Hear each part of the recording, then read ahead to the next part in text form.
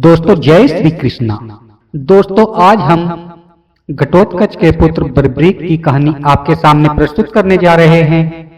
दोस्तों जब हिडिंबा भीम की पत्नी तपस्या कर रही थी और जब हिडिंबा ने अपना ध्यान प्रभु श्री कृष्ण में लगा लिया तब उनको श्री कृष्ण ने अपने रूप के दर्शन दिए।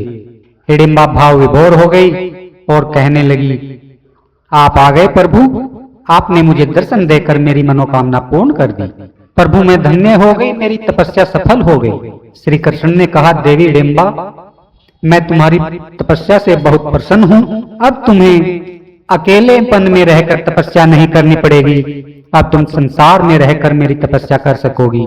तभी श्री कृष्ण घटोत्कच और प्राज्ञ ज्योतिषपुर की साम्राज्य कामकंडिका को प्रस्तुत होने को कहते हैं। वे दोनों प्रकट हो जाते हैं। जब हिडिंबा पूछती है कि ये राजकुमारी कौन है, तब श्री कृष्ण कहते हैं, ये आपकी होने वाली बहू है। हिडिंबा यह सुनकर बहुत खुश होती है और फिर कहती है, परंतु प्रभु आपने मुझे और तपस्या करने को कहा था। तब श्री कृष्ण कहते हैं कि मैंने इसीलिए तो कहा था कि अब तुम्हें संसार में रहकर ही तपस्या करनी है। और सच तो यह है कि यह तुम्हारी बहू एक बहुत ही महान योद्धा और धर्मात्मा पुत्र को जन्म देगी और कामकंडिका के पुत्र को धर्मात्मा बनाने का दायित्व मैं तुम्हें सौंपता हूँ। और ये शुभ कार्य तुमसे बेहतर और कौन कर सकता है, क्योंकि तुम इस पुत्र की दादी भी हो और एक महान तपस्विनी भी। घटोत्कच के पुत्र बर्बरीक को शिक्षा और दीक्षा ही वो तपस्या है जो तुम्हें इस संसार में रहकर करनी है। तब हिडिंबा कहती है, मैं आपकी आज्ञा का पालन करूंगी प्रभु। और फिर घटोत्कच और कामकंडिका के विवाह होने के बाद जब कामकंडिका ने बर्बरीक को जन्म दिया तब हिडिंबा अपने पुत्र बर्बरीक का लालन पालन और शिक्षा देने लगी।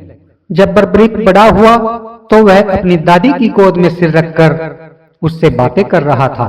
बर्बरीक ने कहा, दादी माँ आपने मुझे सारा ज्ञान दिया, लेकिन आपने मुझे आज तक यह नहीं बताया कि मुक्ति क्या होती है। हिडिंबा कहती है, मुक्ति मनुष्य के जीवन का परम उद्देश्य होता है। इसे पाकर मनुष्य जीवन और मृत्यु के चक्कर से मुक्त हो जाता है और परमात्मा में लीन हो जाता है, यानी उसको फिर अपने पाप और पुण्य के फल भोगने के लिए जन्म नहीं लेना पड़ता। बर्बरीक कहता है, दादी प्रभु की आत्मा में लीन होने के लिए मेरी आत्मा ना जाने कब से तड़प रही है। दादी जी आप मुझे कोई ऐसा तरीका बताए जिससे मैं शीघ्र ही मुक्ति पा सकूं। हिडिंबा कहती है, पुत्र बर्बरीक यदि किसी मनुष्य को प्रभु के हाथों मृत्यु आ जाए तो उसकी आत्मा तुरंत प्रभु में लीन हो जाती है और उसे मुक्ति मिल जाती है। बर्बरीक अचानक कहता है, दादी ये तो बहुत ही सरल उपाय है, फिर तो मैं शीघ्र ही श्री कृष्ण से जाकर युद्ध करूंगा और वे मुझे मार डालेंगे और मैं जन्म जन्मांतर के चक्र से मुक्त हो जाऊंगा। दादी कहती है, पुत्र बर्बरीक भगवान श्री कृष्ण किसी को अकारण ही नहीं मारते और फिर वो तुमसे युद्ध क्यों करेंगे। तुम्हारे पास तो उनकी टक्कर के अस्त्र भी नहीं हैं। उनके पास तो सुदर्शन चक्र भी है जिसका कोई तोड़ किसी के पास नहीं है। तभी बर्बरीक कहता है, मैं घोर तपस्या करके अस्त्रों शस्त्रों का ढेर लगा दूंगा और फिर श्री कृष्ण को अपने साथ युद्ध करने के लिए विवश कर दूंगा और फिर देखता हूँ श्री कृष्ण मेरा वध कैसे नहीं करते। फिर तो बर्बरीक ने घोर तपस्या करके न दुर्गा को प्रसन्न कर लिया। दुर्गा माँ ने उनको बहुत से अस्त्र शस्त्र और शक्तियां प्रदान की और फिर दुर्गा माता ने कहा कि अभी तुम यहीं रहकर और भी तपस्या करो, क्योंकि यह सिद्ध स्थान है और यदि सिद्ध माता प्रसन्न हो गई तो वह भी तुम्हें वरदान देंगे। सिद्ध माता ने बर्बरीक को प्रसन्न होकर वासुदेव अस्त्र प्रदान किया और युद्ध से संबंधित सारी विद्याएं और अस्त्रों को प्रदान किया और बर्बरीक ने और भी अधिक तपस्या करके सिद्ध अंबिका से अपराजिता वैष्णवी विद्या प्राप्त कर ली और अजय बन गया।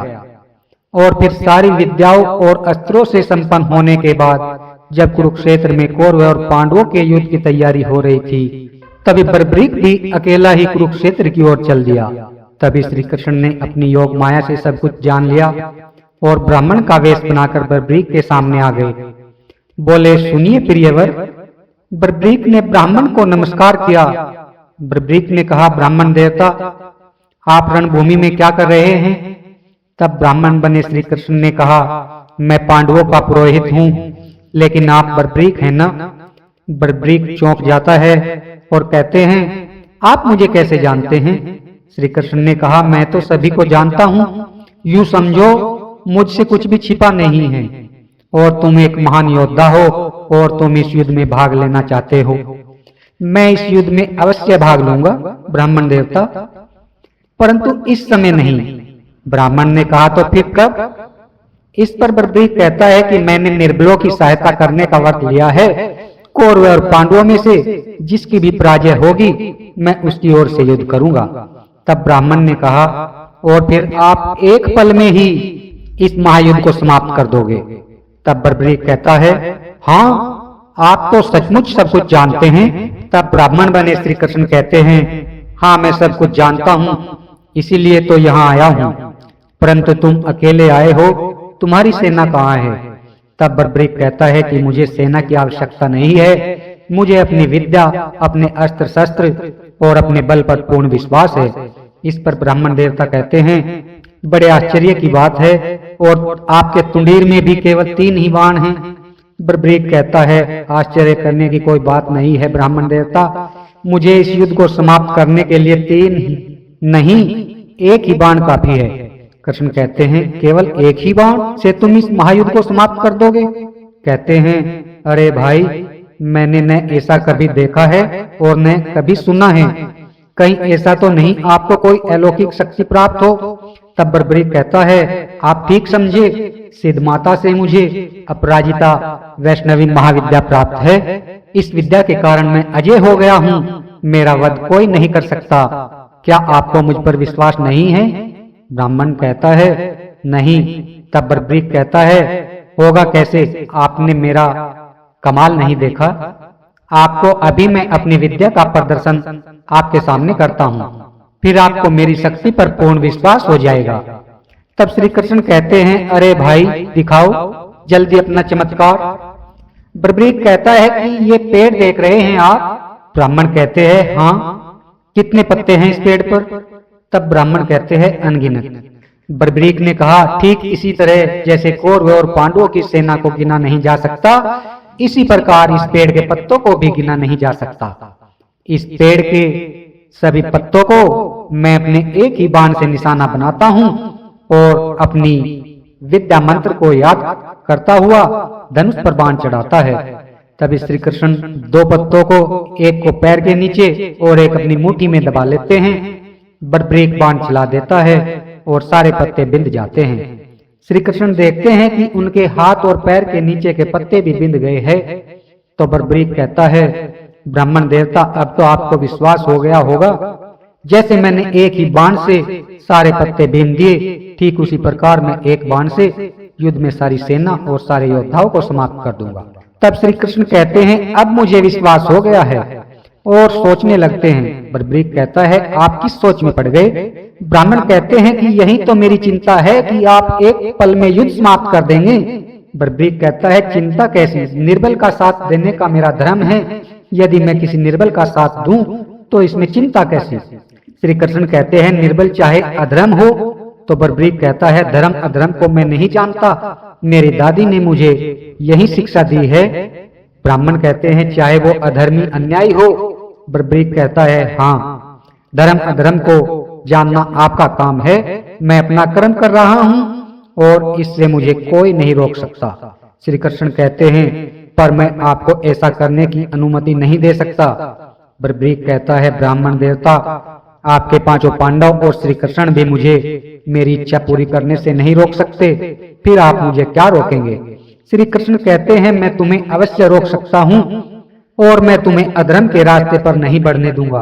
बर्बरीक कहता है, तुम मुझे क्या रोकोगे? भूल गए मेरी महाविनाशक शक्ति को? तब ब्राह्मण कहते हैं, तुम मुझे क्रोध दिला रहे हो। बर्बरीक कहते हैं, तुम मुझे कैसे रोकोगे? मैं जा रहा हूँ, रोक सकते हो तो रोक लो, और चल देते हैं। तब श्री कृष्ण कहते हैं, रुक जाओ बर्बरीक। तब बर्बरीक कहता है, ब्राह्मण, आप पांचों पांडवों और उनकी सेना पर घमंड कर रहे हैं, तो ठीक है, मैं अभी इसी समय पांचों पांडवों और उनकी समस्त सेना को अभी पेड़ के पत्तों की तरह समाप्त कर देता हूँ। और अपना बाण चलाने को तैयार हो जाता है। तब श्री कृष्ण कहते हैं, रुको बर्बरीक। तब बर्बरीक कहता है, अब मेरा बाण पांडवों को समाप्त करके ही वापस कुंडीर में जाएगा। तब श्री कृष्ण सुदर्शन चक्र से बर्बरीक का सिर धड़ से अलग कर देते हैं और अपने असली वेश में आ जाते हैं। तब श्री कृष्ण कहते हैं, बर्बरीक, तुमने मुझे अपना वध करने के लिए विवश कर दिया था कि मैं अपने हाथों तुम्हारा वध कर सकूं। बर्बरीक कहता है, प्रभु, आपने अच्छा ही किया जो अपने हाथों मेरा वध कर दिया। यही तो मेरी इच्छा थी, इसी के लिए मैं यहाँ आया था।